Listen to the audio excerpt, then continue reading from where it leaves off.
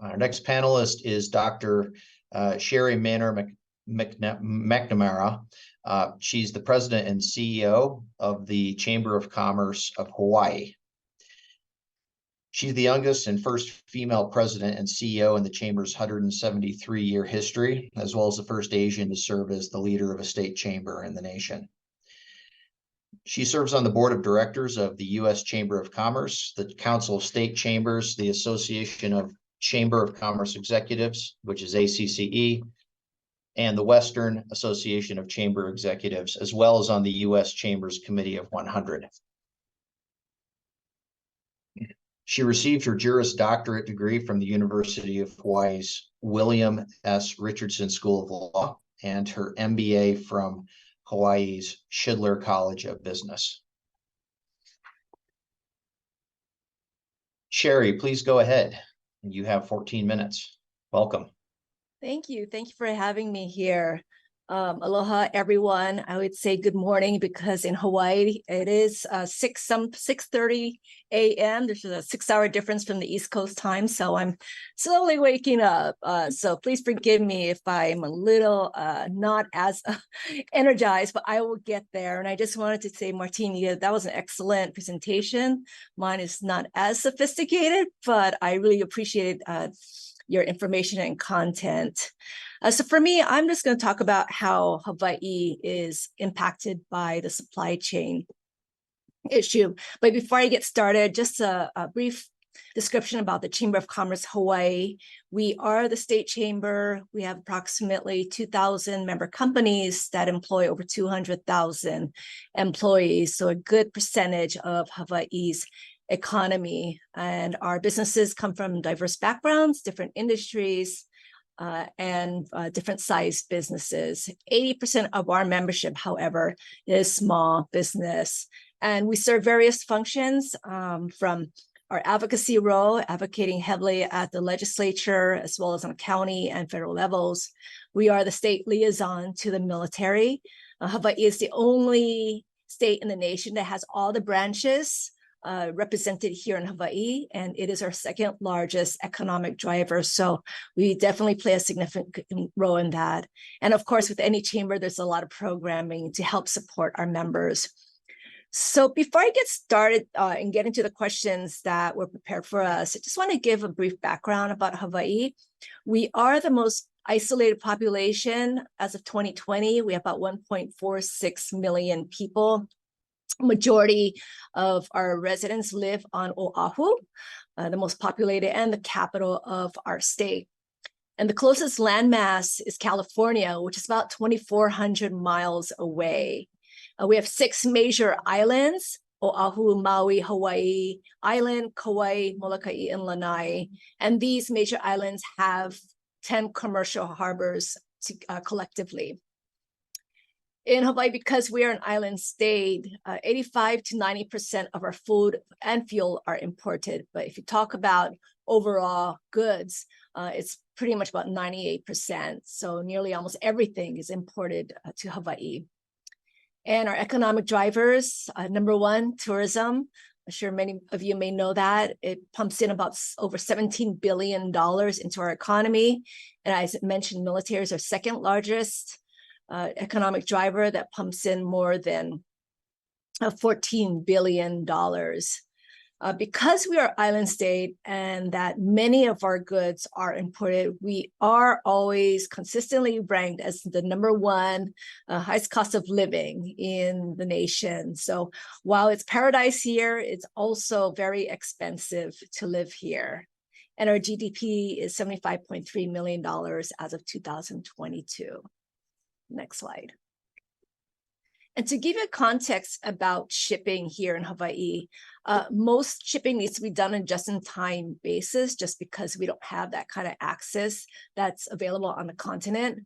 And the ocean transit time from the West Coast is about 4 days, and that's assuming there's no disruptions, weather delays, or any other factors. And given the lack of warehouse space here in Hawaii, again, as an island state, there is limited space, and especially when we talk about Oahu, It's a very commercialized area. As you can see in the background of my office, that's the harbor right there, but it's highly industrialized, but very limited in space. So because of that, businesses ordering goods to fulfill inventory needs typically factor in 8 to 10 days in transit time from their source to their facility. So again, as I mentioned earlier, weather or mechanical problems can add to that and cause disruptions. And upon arrival on Oahu, then if it goes to neighbor islands, then it will add another day or two of travel time. And that also factors in that the shipping carrier needs to transfer to another shipping carrier that does only inter-island transportation. And the Hawaii topography can also present logistical challenges just because the way the islands are made up, it's hard to navigate at times, as well as because of the infrastructure challenges. Next slide. So how do supply chain disruptions impact our local communities? Anytime there's a delay, as I mentioned, we are the highest cost of living here in Hawaii. So anytime there's any type of disruptions or delays, we automatically see an increase in cost of goods, increase of groceries, increase in restaurants, food insecurity. In fact, in Hawaii, 1 in 6 people are at risk for food insecurity. And Hawaii Food Bank faced that, especially during the pandemic, when the availability of groceries and more specialty items were not available. So that definitely added to the food insecurity and added to the challenges for people who live in Hawaii in a very high cost of living state. The economic impact. It's not listed here, but manufacturing definitely played a role on the continent as well as globally. So whenever there were disruptions there or shortage, it definitely impacted our supply chain issue because of that. As a result, many of our smaller businesses, such as restaurants, as well as other types of businesses, were forced to close their doors temporarily or cut positions just because they couldn't get the necessary goods available to be able to sustain themselves and have the revenue to keep their doors open. Workforce is another issue that has disrupted the supply chain. We saw that during COVID, especially, and especially in the tourism industry, that impacted our tourism because when there's supply chain disruption, then that forces our workforce to be cut. And as a workforce cut, that will limit the type of experience, limit type of availability, limited type of inventory in our tourism industry. Infrastructure challenges, we have a very aged infrastructure here. So a lot of times that will disrupt the supply chain because of the lack of safety nets or the challenges for transportation to navigate some of these roads. Healthcare access, we have so many rural areas on each island. So sometimes it's hard to get to these places.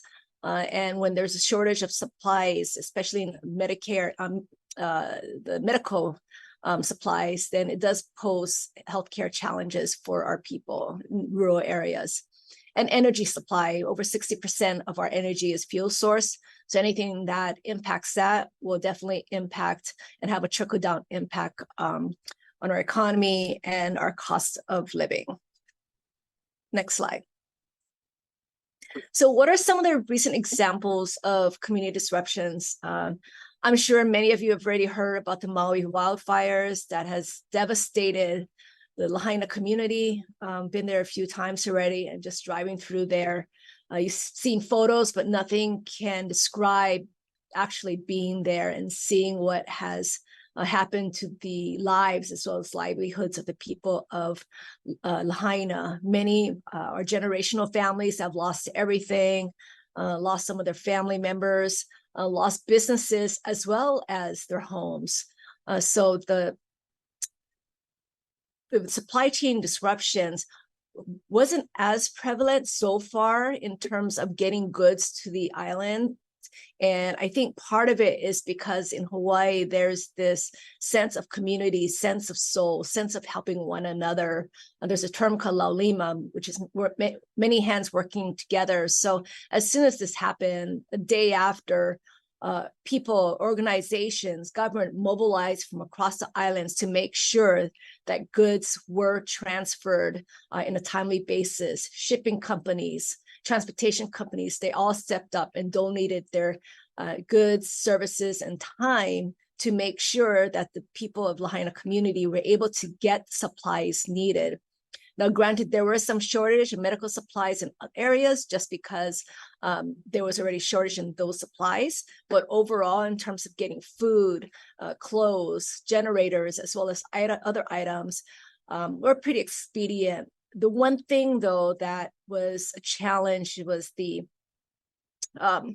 sometimes the coordinated effort between government on a federal, state, and county levels in determining, how to get the goods there. So this is where we saw community stepped up.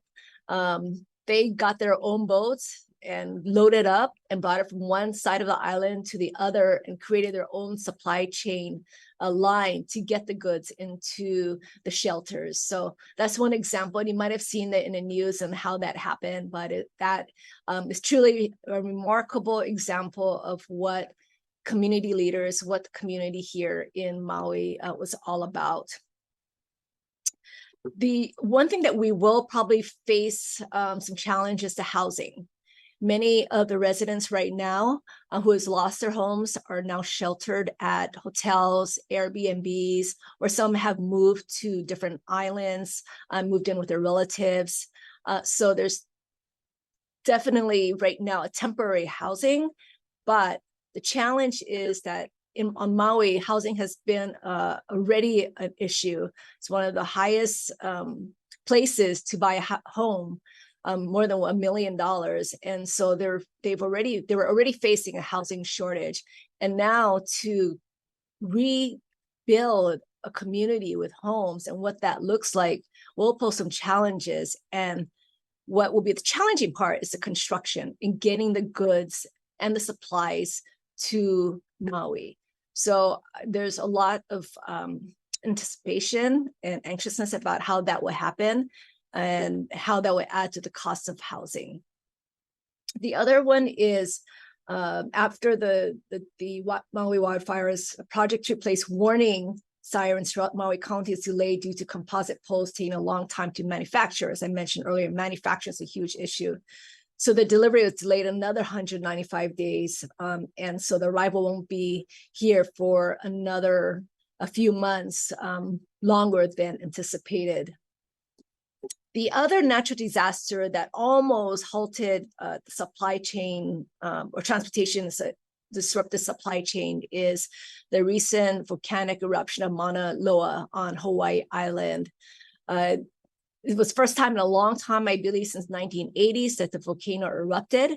While it was spectacular to see the lava flowing down, it was also scary moment because there's a major highway where the lava was heading towards, and if the lava had gone over that road, the transportation of goods would have been much more delayed and much more challenging because the roads there are very limited in how the transportations our goods are delivered. So that would have been very challenging for the Hawaii Islands. So, as we anticipate natural disasters and extreme weather events, that's something that Hawaii is closely watching and want to learn from what has transpired and how to move forward. Pandemic is another thing. COVID definitely brought in supply chain issues. First thing that it's gone, toilet paper, Spam, and other necessities. But we definitely saw that as well as sanitizers, et cetera. Shipping and transportation issues, whenever there is a strike, whether here in Hawaii or on a continent, that adds to challenges, fuel supply issues, and nationally as well. I'm sure this impacts the trade disputes. Next slide. So who will speak for a diverse, vulnerable community supply chain? Definitely community-based organization, and that's what we saw during the Maui wildfires. Organizations such as Council of Native Hawaiian Advancements, Hawaii Community Foundation, they all stepped up to ensure that goods were transferred in a timely basis. Government agencies, we think that, and this is based on community input, there needs to be a more coordinated effort between federal, state, and county levels. So hopefully we can learn from this experience, and in the event something else happens, that we have a coordinated effort, especially as relates to the communication strategy. We saw elected officials come up, speak up, chambers of commerce. During COVID, we came up with the Hawaii restaurant card, which was an effort to use some of the stimulus funds to stimulate our economy, that helped our local restaurants' entire supply chain, that saved many businesses, saved many jobs, and pumped in a lot of money into our economy, and help at least stabilize the economy, as well as the most vulnerable industry, which was the restaurant and hospitality industry. Definitely received a lot of partnerships and collaborations from COVID, and we continue to see that, where once was competitors now working together and sharing goods, especially when there's a shortage of goods, having them share them to make their products. And then community members have stepped up too. But I believe I am about the end of my time, so I'd be more than happy to answer any questions. Thank you very much.